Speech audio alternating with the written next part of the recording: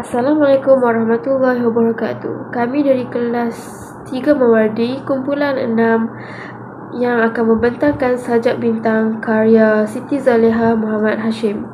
Saya Nurul Alisha Sofia binti Muhammad Yunus bernombor mata BB 201116 bersama dengan rakan saya Nur Husnina binti Rizwan bernombor mata BB 201104 akan membentangkan sajak ini bersama-sama.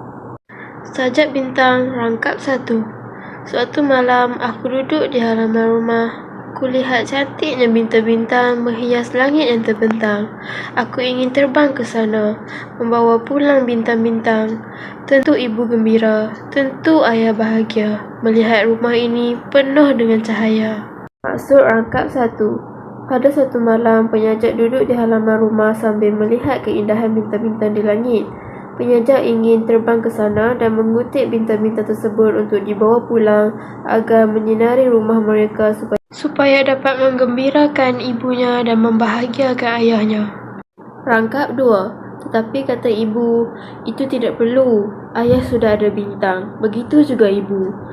Rumah sudah bercahaya, begitu juga jiwa mereka. Bintang itu adalah aku, bintang hati ayah dan ibu. Maksud Rangkap 2. Ibu penyajak menyatakan bahawa tindakan tersebut tidak diperlukan kerana cukup diri penyajak untuk membuat rumah dan jiwa mereka bercahaya. Jiwa ibu dan ayah penyajak merupakan bintang hati mereka berdua. Tema dalam Sajak Bintang ini ialah kasih sayang antara anak dengan ibu bapa. Sebagai contoh, dalam kedua-dua rangkap, penyajak telah menjelaskan nilai kasih sayang kekeluargaan dalam sajaknya. Seterusnya ialah nada. Nada yang terdapat dalam sajak ini ialah nada romantis. Sajak ini bernada romantik kerana penyajak melahirkan rasa kasih sayang dan tanggungjawab untuk membahagiakan ibu dan ayahnya. Gaya bahasa. Terdapat pelbagai gaya bahasa dalam sajak ini. Antaranya ialah anafora. Anafora bermaksud perulangan perkataan pada awal baris. Contoh pertama, tentu ibu gembira, tentu ayah gembira. Anaforanya ialah tentu. Contoh kedua, begitu juga ibu, begitu juga jiwa mereka. Anaforanya ialah begitu. Gaya bahasa yang kedua ialah kata ganda. Kata ganda bermaksud kata yang berulang. Sebagai contoh, bintang-bintang. Selain itu, terdapat juga personifikasi. Personifikasi bermaksud bahasa yang memberikan sifat manusia kepada sesuatu benda, keadaan atau suasana. Sebagai contoh, menghias langit yang terbentang. Di samping itu, terdapat juga inversi.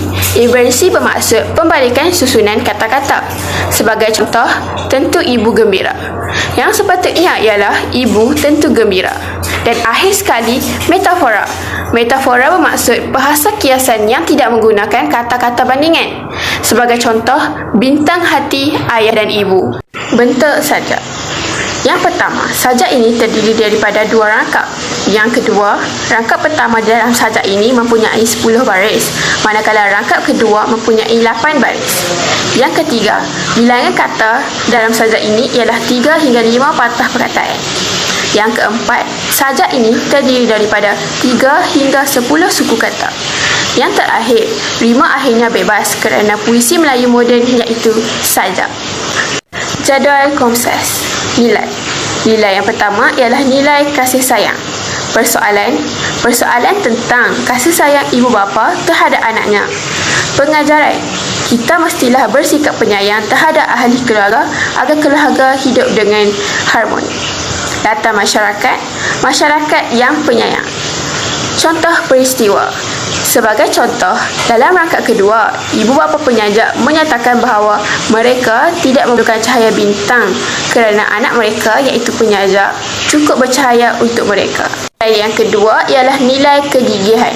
Persoalan tentang kegigihan seorang anak mahu menggembirakan ibu bapanya. Pengajaran, kita mestilah gigih berusaha untuk menggembirakan ibu bapa agar hidup kita diberkati Allah. Latar masyarakat yang gigih. Contoh peristiwa. Sebagai contoh, dalam rangkap pertama, penyajak sanggup untuk terbang ke langit untuk mencapai bintang-bintang yang cantik untuk diberikan kepada kedua ibu bapanya agar dapat menggembirakan kedua ibu bapanya. Oleh itu, kita sudah sampai ke penghujung. Berikut merupakan rujukan yang kami gunakan untuk menghasilkan pembentangan ini.